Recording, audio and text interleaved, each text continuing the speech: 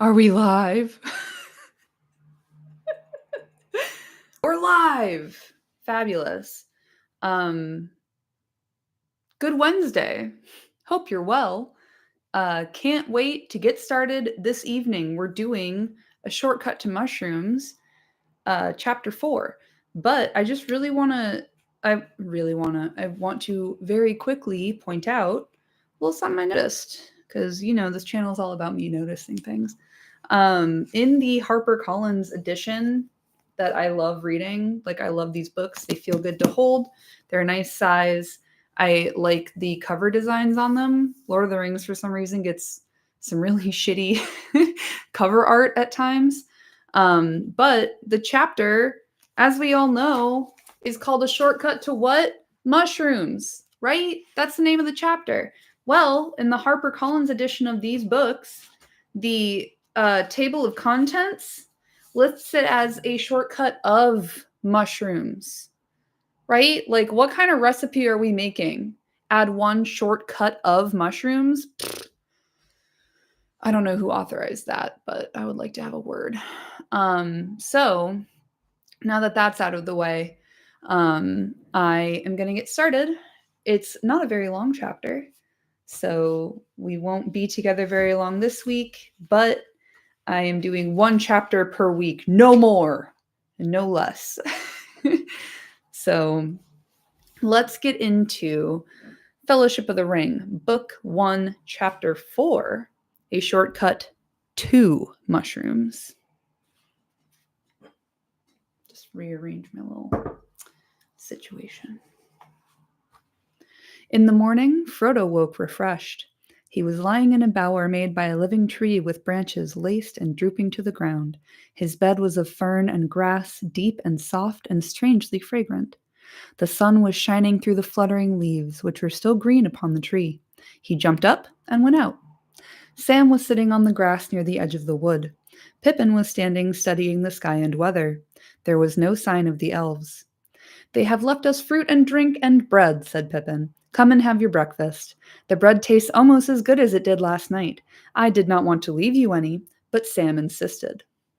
Frodo sat down beside Sam and began to eat. "What's the plan for today?" asked Pippin.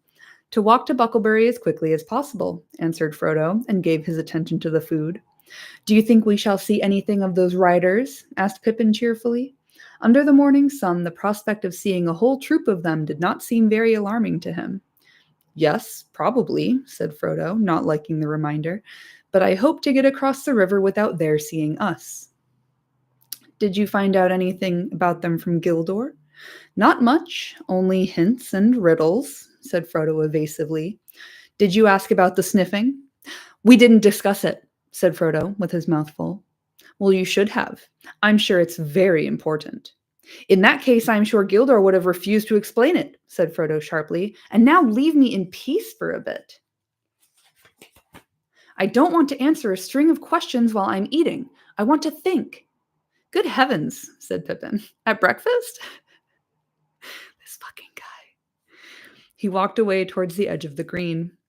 From Frodo's mind, the bright morning, treacherously bright, he thought, had not banished the fear of pursuit, and he pondered the words of Gildor.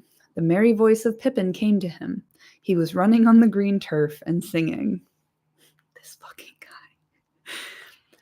"No, I could not," he said to himself. "It is one thing to take my young friends walking over the Shire with me until we are hungry and weary and food and bed are sweet. To take them into exile, where hunger and weariness may have no cure, is quite another, even if they are willing to come. The inheritance is mine alone. I don't think I ought even to take Sam." He looked at Sam Gamgee and discovered that Sam was watching him. "Well, Sam," he said, "what about it? I am leaving the Shire as soon as ever I can. In fact, I have made up my mind now not even to wait a day at Crickhollow if it can be helped." "Very good, sir." "You still mean to come with me?" "I do." "It is going to be very dangerous, Sam. It is already dangerous. Most likely neither of us will come back." "If you don't come back, sir, then I shan't, that's certain," said Sam. "Don't you leave him," they said to me. "Leave him," I said. "I never mean to. I am going with him if he climbs to the moon, and if any of those black riders try to stop him, they'll have Sam Gamgee to reckon with," I said. They laughed. "Who are they? And what are you talking about?" "The elves, sir. We had some talk last night, and they seemed to know you were going away, so I didn't see the use of denying it. Wonderful folk, sir, elves. Wonderful." "They are," said Frodo. "Do you like them still, now you've had a closer view?" "They seem a bit above my likes and dislikes, so to speak," answered Sam slowly. "It don't seem to matter what I think about them. They are quite different from what I expected. So old and young, and so gay and sad, as it were." Frodo looked at Sam rather startled, half expecting to see some outward sign of the odd change that seemed to have come over him. It did not sound like the voice of the old Sam Gamgee that he thought he knew, but it looked like the old Sam Gamgee sitting there, except that his face was unusually thoughtful.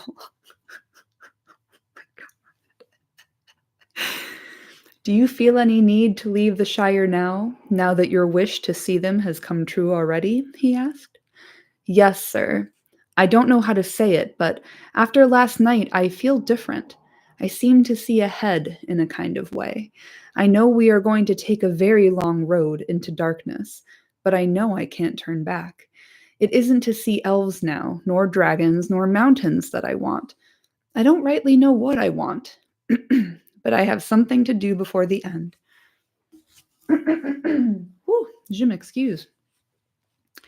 "But I have something to do before the end, and it lies ahead, not in the Shire.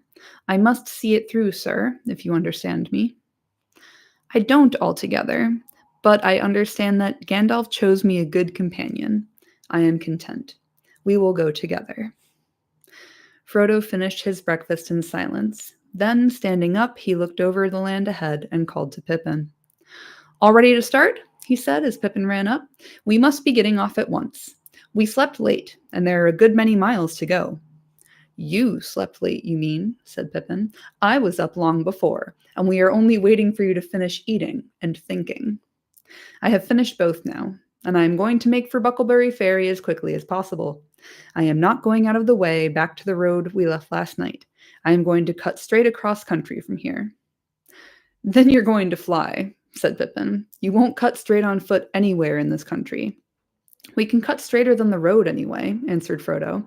"The ferry is east from Woodhall, but the hard road curves away to the left. You can see a bend of it away north over there. It goes round the north end of the Marish so as to strike the causeway from the bridge above Stock. But that is miles out of the way. We could save a quarter of the distance if we made a line for the ferry from where we stand." "Short cuts make long delays," argued Pippin. "The country is rough round here, and there are bogs and all kinds of difficulties down in the Marish. I know the land in these parts. And if you're worrying about black riders, I can't see that it is any worse meeting them on a road than in a wood or a field." "It is less easy to find people in the woods and fields," answered Frodo. "And if you're supposed to be on the road, there is some chance that you will be looked for on the road and not off it." "All right," said Pippin. "I will follow you into every bog and ditch. But it is hard. I had counted on passing the Golden Perch at Stock before sundown. The best beer in the East Farthing, or used to be. It is a long time since I tasted it." "Well, that settles it," said Frodo. "Shortcuts make delays, but inns make longer ones. At all costs, we must keep you away from the Golden Perch. We want to get to Bucklebury before dark. What do you say, Sam?" "I will go along with you, Mr. Frodo," said Sam, in spite of private misgiving and a deep regret for the best beer in the East Farthing. "Then if we are going to toil through bog and briar, let's go now," said Pippin.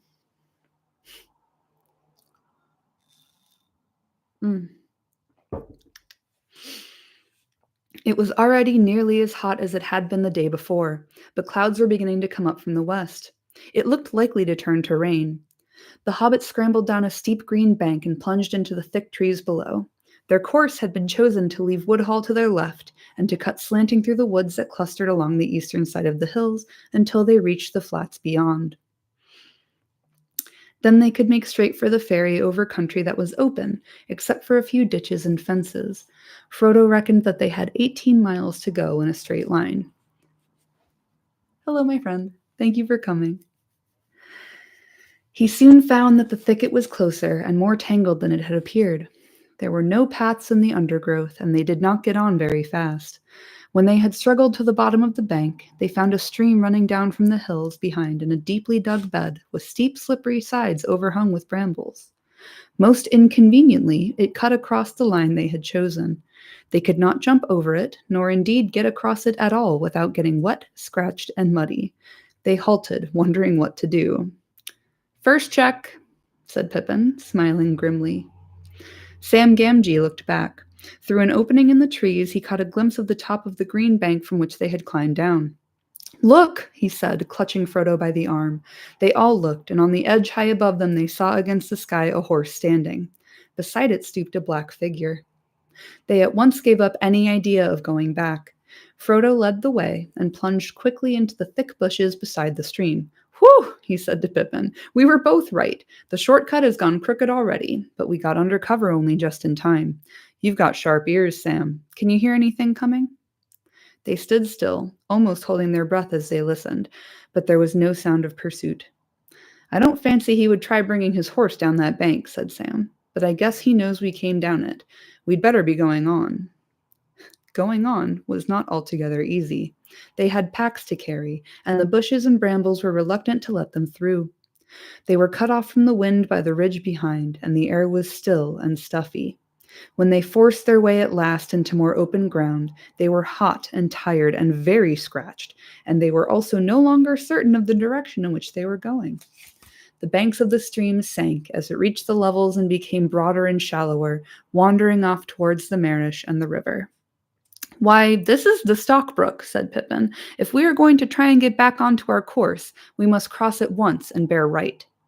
They waded the stream and hurried over a wide open space, rush-grown and treeless on the further side.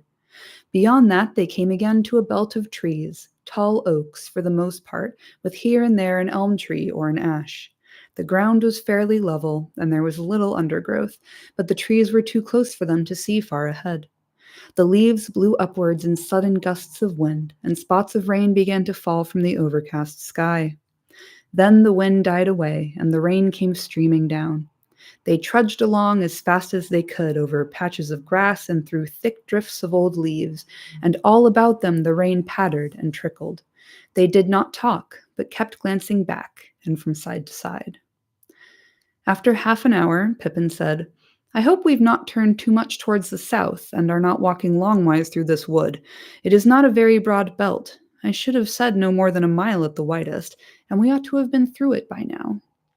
"It is no good our starting to go in zigzags," said Frodo. "That won't mend matters. Let us keep on as we are going.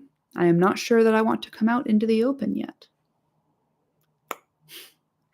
They went on for perhaps another couple of miles. Then the sun gleamed out of ragged clouds again, and the rain lessened. It was now past midday, and they felt it was high time for lunch. They halted under an elm tree. Its leaves, though fast turning yellow, were still thick, and the ground at its feet was fairly dry and sheltered. When they came to make their meal, they found that the elves had filled their bottles with a clear drink, pale golden in color. It had the scent of a honey made of many flowers and was wonderfully refreshing. Very soon they were laughing and snapping their fingers at rain and at black riders. The last few miles, they felt, would soon be behind them. Frodo propped his back against the tree trunk and closed his eyes. Sam and Pippin sat near, and they began to hum and then to sing softly. "Ho, ho, ho, to the bottle I go, to heal my heart and drown my woe. Rain may fall and wind may blow, and many miles be still to go. But under a tall tree I will lie, and let the clouds go sailing by." "Ho, ho, ho," they began again, louder. They stopped short suddenly. Frodo sprang to his feet. A long-drawn wail came down the wind, like the cry of some evil and lonely creature. It rose and fell and ended on a high, piercing note. Even as they sat and stood as if suddenly frozen, it was answered by another cry, fainter and further off, but no less chilling to the blood. There was then a silence, broken only by the sound of the wind in the trees. "And what do you think that was?" Pippin asked at last, trying to speak lightly but quavering a little. "If it was a bird, it was one that I had never heard in the Shire before." "It was not bird or beast," said Frodo. "It was a call or a signal. There were words in that cry, though I could not catch them. But no hobbit has such a voice." No more was said about it. They were all thinking of the riders, but no one spoke of them. They were now reluctant either to stay or go on, but sooner or later they had got to get across the open country to the ferry, and it was best to go sooner and in daylight. In a few moments they had shouldered their packs and were off. In a few moments they had shouldered their packs again and were off. I promise I can read, I promise.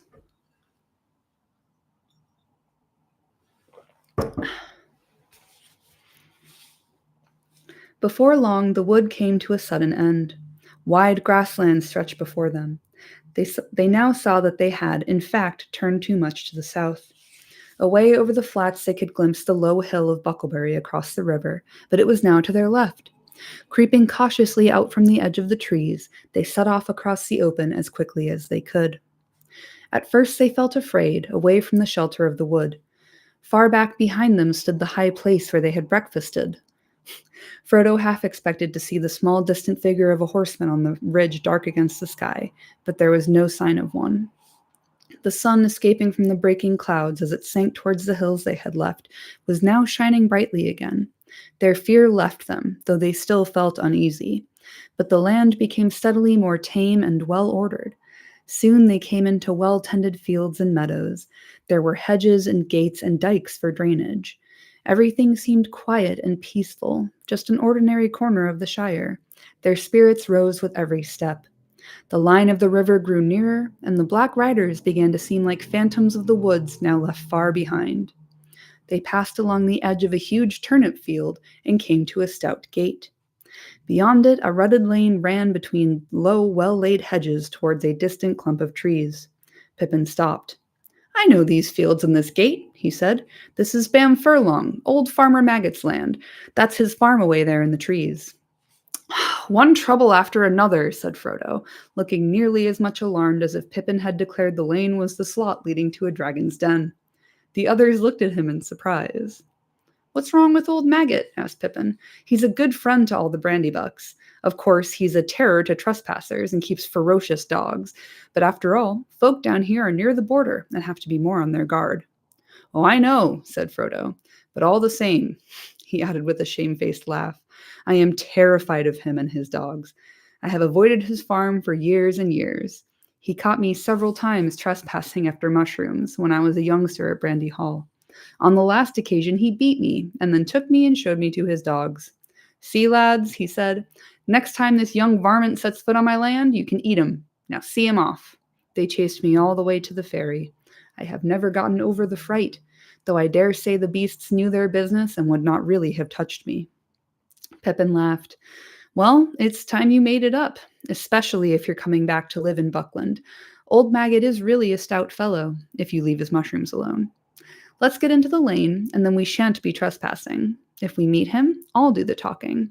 He is a friend of Mary's, and I used to come here with him a good deal at one time."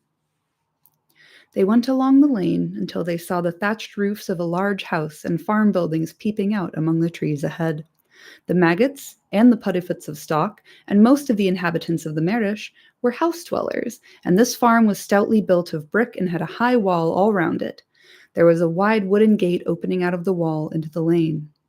Suddenly, as they drew nearer, a terrific bang and barking broke out, and a loud voice was heard shouting, "Grip! Fang! Wolf! Come on, lads!" Frodo and Sam stopped dead, but Pippin walked on a few paces. The gate opened, and 3 huge dogs came pelting out into the lane and dashed towards the travelers, barking fiercely. They took no notice of Pippin, but Sam shrank against the wall, while the 2 wolfish-looking dogs sniffed at him suspiciously and snarled if he moved. The largest and most ferocious of the 3 halted in front of Frodo, bristling and growling. Through the gate there now appeared a broad, thick-set hobbit with a round red face. "Hello, hello, and who may you be, and what may you be wanting?" he asked. "Good afternoon, Mr. Maggot," said Pippin. The farmer looked at him closely. Well, if it isn't Master Pippin, Mr. Peregrine Took, I should say, he cried, changing from a scowl to a grin. It's a long time since I saw you round here. It's lucky for you that I know you. I was just going out to set my dogs on any strangers. There are some funny things going on today. Of course, we do get queer folk wandering in these parts at times. Too near the river, he said, shaking his head. But this fellow was the most outlandish I have ever set eyes on. He won't cross my land without leave a second time, not if I can help it. Not if I can stop it, rather. Again, I promise you guys, I can read. For sure. Definitely. What fellow do you mean? Asked Pippin. Then you haven't seen him? Said the farmer. He went up the lane towards the causeway not a long while back. He was a funny customer and asking funny questions, but perhaps you'll come along inside and we'll pass the news more comfortable. I've a drop of good ale on tap if you and your friends are willing, Mr. Took. It seemed plain that the farmer would tell them more if allowed to do it in his own time and fashion, so they all accepted the invitation. What about the dogs? Asked Frodo anxiously. The farmer laughed. They won't harm you, not unless I tell them to. Here, Grip, Fang, heel, he cried. Heel, Wolf. To the relief of Frodo and Sam, the dogs walked away and let them go free. What up, Fresh Prince? So happy you made it. And thank you for your charitable comments. Reading aloud is hard. It's giving popcorn reading from like 5th grade. Oof. Oh boy, when I used to get anxious about 5 paragraphs before I had to read. I'm having flashbacks. It's the whole thing. All right. Pippin introduced the other two to the farmer. Mr. Frodo Baggins, he said. You may not remember him, but he used to live at Brandy Hall. At the name Baggins, the farmer started and gave Frodo a sharp glance. For a moment, Frodo thought that the memory of stolen mushrooms had been aroused and that the dogs would be told to see him off. But Farmer Maggot took him by the arm. Well, if that isn't queerer than ever, he exclaimed. Mr. Baggins, is it? Come inside. We must have a talk. They went into the farmer's kitchen and sat by the wide fireplace. Mrs. Maggot brought out beer in a huge jug and filled 4 large mugs. It was a good brew, and Pippin found himself more than compensated for missing the golden perch. Sam sipped his beer suspiciously.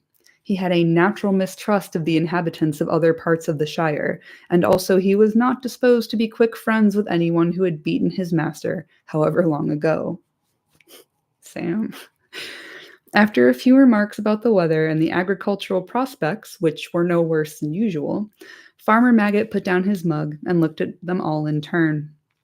Now, Mr. Peregrine, he said, where might you be coming from and where might you be going to? Were you coming to visit me? For if so, you had gone past my gate without my seeing you. Well, no, answered Pippin. To tell you the truth, since you've guessed it, we got into the lane from the other end. We had come over your fields, but that was quite by accident. We lost our way in the woods back near Woodhall, trying to take a shortcut to the ferry. If you were in a hurry, the road would have served you better, said the farmer. But I wasn't worrying about that. You have leave to walk over my land if you have a mind, Mr. Peregrine. And you, Mr. Baggins, though I dare say you still like mushrooms? He laughed. Ah, yes, I recognize the name. I recollect the time when young Frodo Baggins was one of the worst young rascals of Buckland. But it wasn't mushrooms I was thinking of. I had just heard the name Baggins before you turned up. What do you think that funny customer asked me? They waited anxiously for him to go on. Well, the farmer continued, approaching his point with slow relish. He came riding on a big black horse in at the gate, which happened to be open, and right up to my door. All black he was himself, too, and cloaked and hooded up as if he did not want to be known. Now, what in the Shire can he want, I thought to myself. We don't see many of the big folk over the border. And anyway, I had never heard of any like this black fellow. Good day to you, I says, going out to him. This lane don't lead anywhere, and wherever you may be going, your quickest way will be back to the road. I didn't like the looks of him, and when Grip came out, he took one sniff and let out a yelp as if he had been stung. He put down his tail and bolted off howling. The black fellow sat quite still.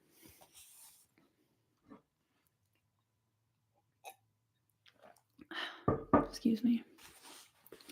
I come from yonder, he said, slow and stiff-like, pointing back west over my fields, if you please. Have you seen Baggins? He asked in a queer voice and bent down towards me. I could not see any face, for his hood fell down so low, and I felt a sort of shiver down my back, but I did not see why he should come riding over my land so bold. Be off, I said. There are no Bagginses here. You are in the wrong part of the Shire. You had better go back west to Hobbiton, but you can go by road this time. Baggins has left, he answered in a whisper. He is coming. He is not far away. I wish to find him. If he passes, will you tell me? I will come back with gold. No, you won't, I said. You'll go back where you belong, double quick. I will give you 1 minute before I call all my dogs. He gave a sort of hiss. It might have been laughing, and it might not. Then he spurred his great horse right at me, and I jumped out of the way only just in time. I called the dogs, but he swung off and rode through the gate and up the lane towards the causeway like a bolt of thunder. What do you think of that? Frodo sat for a moment, looking at the fire, but his only thought was how on earth they would reach the ferry. I don't know what to think, he said at last. Then I'll tell you what to think, said Maggot. You should never have gone mixing yourself up with Hobbiton folk, Mr. Frodo. Folk are queer up there. Sam stirred in his chair and looked at the farmer with an unfriendly eye. But you were always a reckless lad. When I heard you'd left the Brandybucks and gone off to that old Mr. Bilbo, I said that you were going to find trouble. Mark my words, this all comes of those strange doings of Mr. Bilbo's. His money was got in some strange fashion in foreign parts, they say. Maybe there is some that want to know what has become of the gold and jewels that he buried in the hill of Hobbiton, as I hear. Frodo said nothing. The shrewd guesses of the farmer were rather disconcerting. Well, Mr. Frodo, Maggot went on, I'm glad that you've had the sense to come back to Buckland. My advice is, stay there, and don't get mixed up with these outlandish folk. You'll have friends in these parts. If any of these black fellows come after you again, I'll deal with them. I'll say you're dead, or have left the Shire, or anything you like. And that might be true enough, for as like as not it is old Mr. Bilbo they want news of. Maybe you're right, said Frodo, avoiding the farmer's eye and staring at the fire. Maggot looked at him thoughtfully. Well, I see you have ideas of your own, he said. It is as plain as my nose that no accident brought you and that rider here on the same afternoon, and maybe my news was no great news to you after all. I am not asking you to tell me anything you have a mind to keep to yourself, but I see you are in some kind of trouble. Perhaps you are thinking it won't be too easy to get to the ferry without being caught? Hey, thanks. I really appreciate these kind comments. It's really making me feel good. Thank you. Perhaps you're thinking it won't be too easy to get to the ferry without being caught? I was thinking so, said Frodo, but we have got to try and get there, and it won't be done by sitting and thinking. So I am afraid we must be going.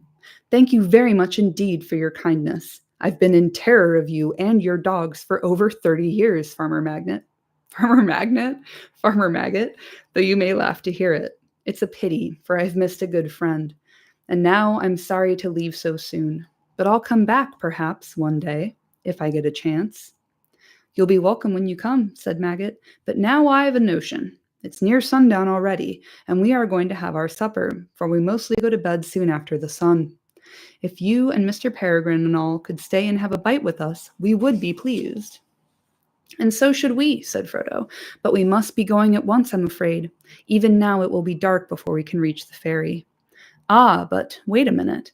I was going to say, after a bit of supper, I'll get out a small wagon and I'll drive you all to the ferry. That will save you a good step, and it might also save you trouble of another sort. Frodo now accepted the invitation gratefully, to the relief of Pippin and Sam. The sun was already behind the western hills, and the light was failing. 2 of Maggot's sons and his 3 daughters came in, and a generous supper was laid on the large table. The kitchen was lit with candles, and the fire was mended. Mrs. Maggot bustled in and out. 1 or 2 other hobbits belonging to the farm household came in. In a short while, 14 sat down to eat. There was beer in plenty, and a mighty dish of mushrooms and bacon, besides much other solid farmhouse fare. The dogs lay by the fire and gnawed rinds and cracked bones. When they had finished, the farmer and his sons went out with a lantern and got the wagon ready. It was dark in the yard when the guests came out. They threw their packs on board and climbed in. The farmer sat in the driving seat and whipped up his two stout ponies. His wife stood in the light of the open door.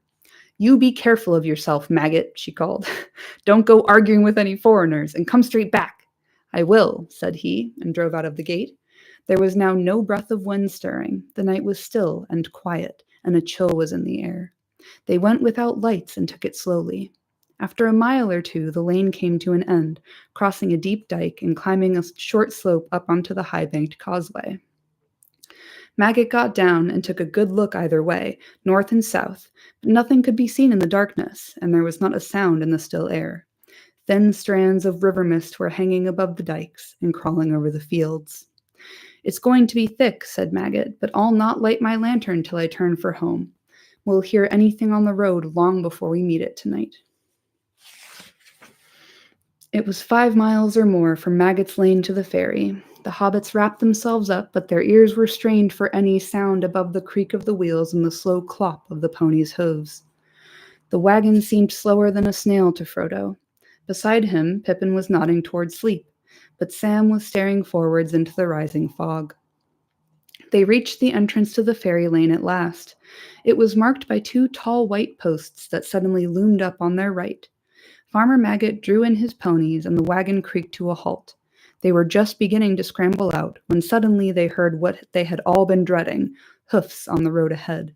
The sound was coming towards them. Maggot jumped down and stood holding the ponies' heads and peering forward into the gloom. Clip-clop, clip-clop came the approaching rider. The falls of the hoofs sounded loud in the still, foggy air. "You'd better be hidden, Mr. Frodo," said Sam anxiously. "You get down in the wagon and cover up with blankets, and we'll send this rider to the rightabouts." He climbed out and went to the farmer's side. Black riders would have to ride over him to get near the wagon. Clop, clop, clop, clop. The rider was nearly on them. "Hello there!" cried Farmer Maggot. The advancing hoofs stopped short. They thought they could dimly guess a dark cloaked shape in the mist, a yard or two ahead. "Now then," said the farmer, throwing the reins to Sam and striding forward, "don't you come a step nearer. What do you want, and where are you going?" "I want Mr. Baggins. Have you seen him?" said a muffled voice. But the voice was the voice of Merry Brandybuck. A dark lantern was uncovered, and its light fell on the astonished face of the farmer. "Mr. Merry!" he cried. "Yes, of course. Who did you think it was?" said Merry, coming forward.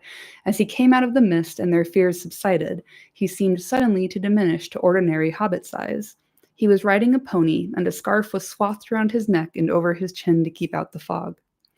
Frodo sprang out of the wagon to greet him. "So there you are at last," said Merry. "I was beginning to wonder if you would turn up at all today, and I was just going back to supper. When it grew foggy, I came across and rode up toward Stock to see if you had fallen in any ditches. But I'm blessed if I know which way you've come. Where did you find them, Mr. Maggot? In your duck pond?" "No, I caught 'em trespassing," said the farmer, "and nearly set my dogs on 'em. But they'll tell you all the story, I've no doubt. Now, if you'll excuse me, Mr. Merry and Mr. Frodo and all, I'd best be turning for home. Mrs. Maggot will be worriting with the night getting thick." He backed the wagon into the lane and turned it. "Well, good night to you all," he said. "It's been a queer day, and no mistake. But all's well as ends well, though perhaps we should not say that until we reach our own doors. I'll not deny that I'll be glad now when I do." He lit his lanterns and got up. Suddenly, he produced a large basket from under the seat.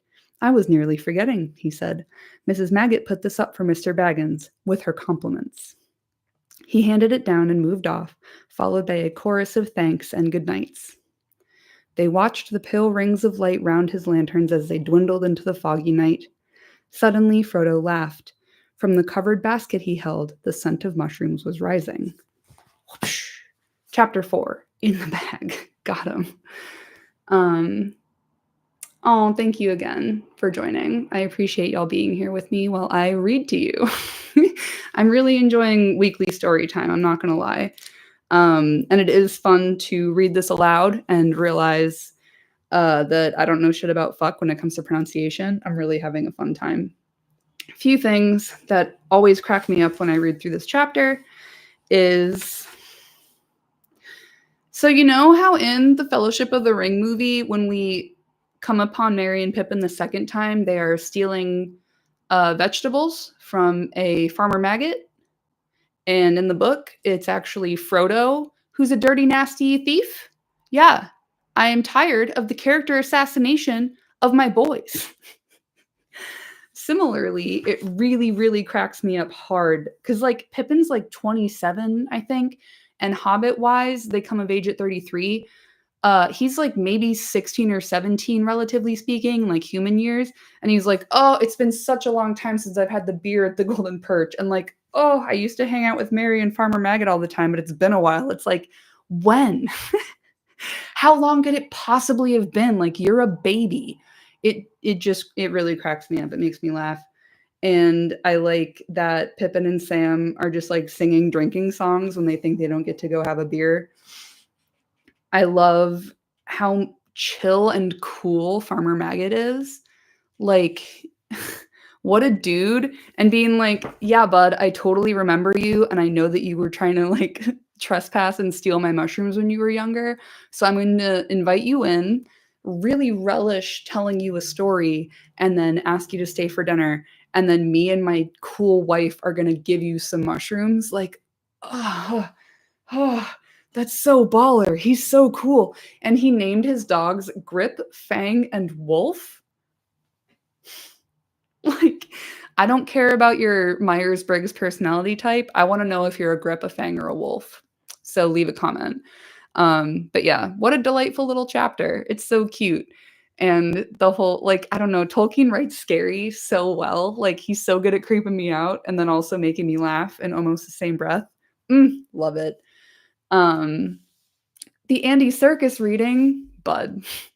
Don't get me started. We don't have time. I really, really like the Andy Serkis audiobook, but I have a lot of thoughts and feelings about his Scottish accent and why everyone feels like Pippin needs to be Scottish. Like, thank you, Billy Boyd. Your influence is massive. But yeah, like, the way that Andy Serkis committed so hard so early to doing a really weird Scottish accent in the audiobook will never cease to amaze me. And there is a little something about how Farmer Maggot calls Pippin Mr. Pippin, Master Pippin, Master Frodo, Master Merry, and then Sam is just Sam. Like, the little tiny kind of class divide in the Shire is all up in this chapter, and I really like it. It makes me smile. I like that Tolkien was like, all right, we're going to really get into class situations in the Shire. Like, I don't know. It just tickles me. I think it's great. No Scottish erasure. Grip, Fang, and Wolf have to be rescue staffies. Yes.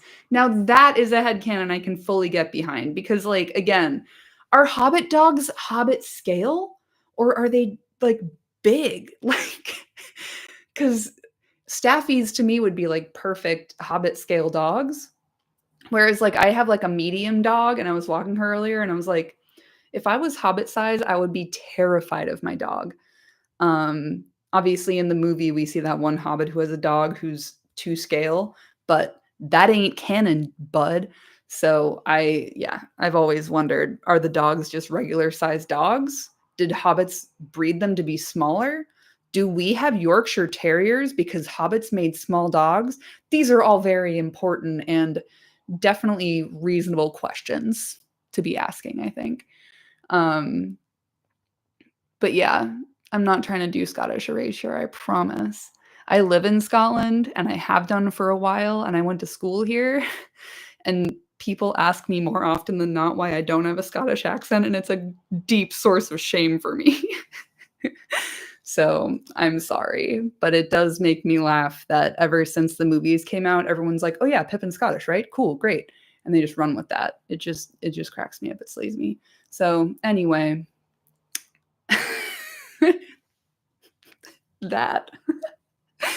Thank you again for being here for this short little chapter.